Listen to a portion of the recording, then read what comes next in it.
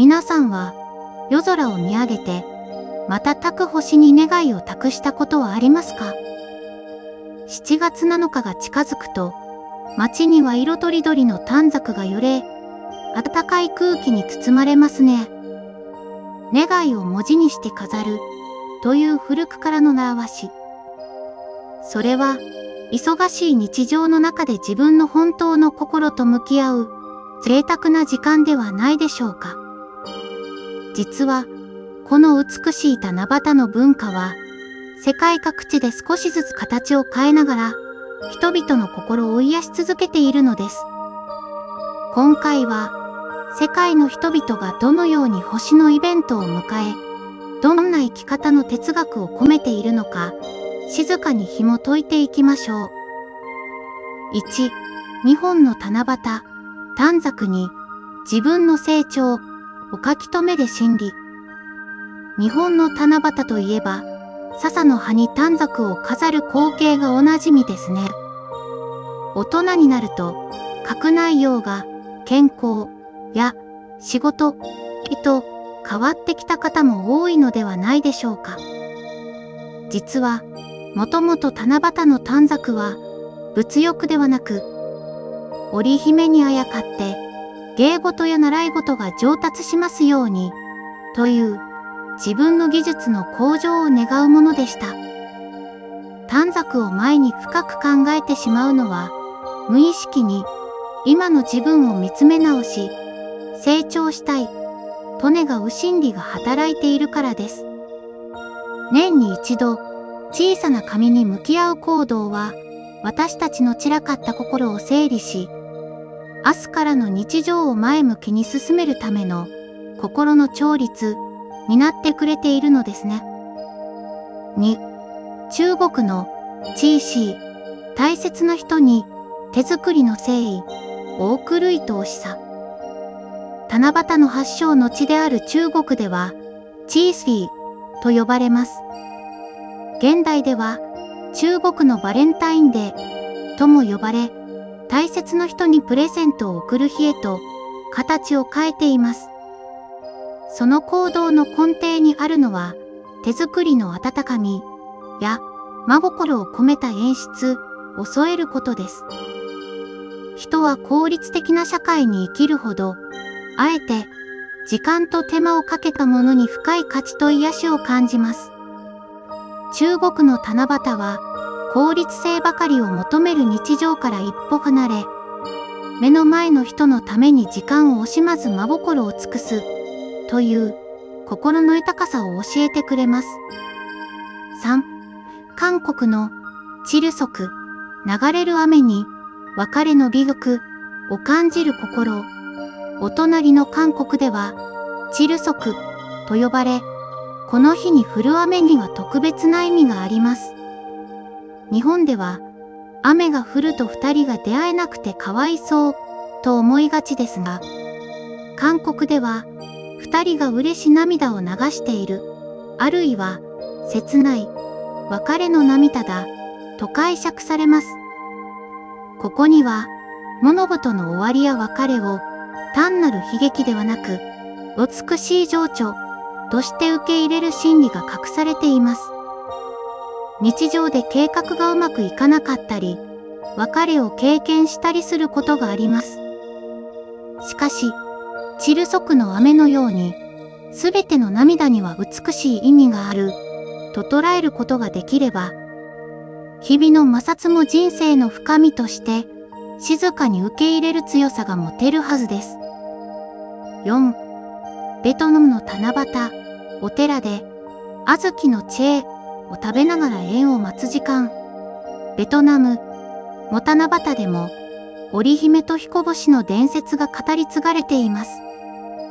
ここでの定番の行動は、お寺にお参りをして、小豆のチェーという甘いスイーツを食べる習慣です。若者たちの間では、七夕に小豆を食べると、素晴らしい良縁に恵まれる、と信じられています。なぜお寺という静謐な空間で食べるのでしょうか。それは、焦って出会いを求めるのではなく、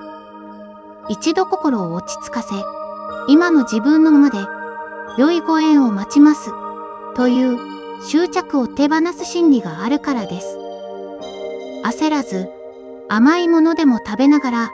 良いタイミングをじっくり待つという心のゆとりは、私たちの日常の焦燥感をきれいに消し去ってくれます。5. アメリカの星空観察。広大な夜空に自分の小ささを肯定する営み。アジアのような伝統的な七夕はありませんが、アメリカの星空愛好家たちの間では、夏の夜に国立公園などで天の川を静かに観察するスターゲイジングが愛されています。彼らは大きなチェアを広げ、何時間もただ無言で星空を見つめ続けます。この行動の背後には、宇宙の圧倒的なスケールに触れることで、日頃のストレスや悩みをちっぽけなことだと洗い流そうとする心理があります。心理学では、これを大いなる意負効果と呼び、脳を深いリラックス状態に導くことが証明されています。仕事のプレッシャーに息が詰まりそうになった時、ただ大きなものを見上げる。自分がちっぽけだと知ることは、決して悲しいことではなく、肩の荷を下ろして、ありのままで生きていいんだ、という究極の癒しなのです。6. ブラジルのエスタジュニーナ、星の下で、収穫とつながりの感謝を踊る。日本のちょうど真裏に位置するブラジルでは、移民の方々によって伝えられた仙台七夕祭りがサンパウロなどで開催されます。同時に現地にはエスタジュニーナという星々や聖人に感謝を捧げる伝統的な冬祭りの文化もあります。ここでの行動は静かに祈るだけでなく、カラフルな衣装をまとい、みんなでステップを踏んで陽気に踊ることです。彼らの心理にあるのは、どんなに寒い季節であっても、命があること、そして仲間がここにいることを、全身で喜び合いたいという生きることへの圧倒的な肯定感です。世界的作家、パウロ・コエーリョの星の巡礼という本には、旅を通じて自分自身の内なる星を見つけ、日常の小さな奇跡に感謝することの大切さが描かれています。ブラジルの人々が星の下で踊るように、私たちも今ここに生きていることそのものに感謝できたら、日々の悩みも愛おしく思えてくるはずです。7. 現代のデジタルデトックス七夕。画面を消して暗闇の安心感に身を浸す。最後にご紹介するのは、国境を越えて現代人の間で密かな趣味となっている七夕の夜のデジタルデトックスです。7月7日の夜だけはスマートフォンの画面を閉じ、部屋の明かりを消して窓辺の暗闇の中で過ごすという行動です。私たちは普段強い光にさらされ、常に誰かとつながっている緊張状態にあります。七夕の夜にあえて暗闇を作る心理には、情報の波から自分をかくまい、脳を本当の意味で休ませてあげたいという本能的な自己防衛があります。実は、暗闇は睡眠に欠かせないホルモン、メラトニンの分泌を促し、心を深くリラックスさせることがわかっています。あえて、誰ともつながらない時間を数分でも持つこと。この静かな哲学は、翌朝の仕事に向かう私たちの頭をクリアにし、他人に優しくなれる心の余白をそっと生み出してくれるのです。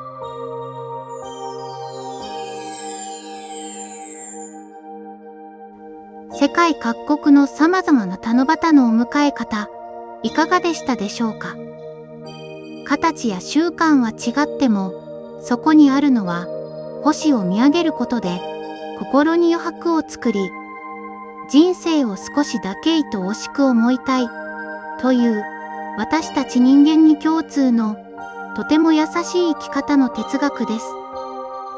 今夜はスマートフォンの画面を少しだけ伏せて、窓の外を眺めてみませんか。たとえ曇り空で星が見えなくても、雲の向こうには、数千年前から変わらない、美しい天の川が広がっています。あなたの明日が、星の光に守られた、穏やかで優しい一日になりますように。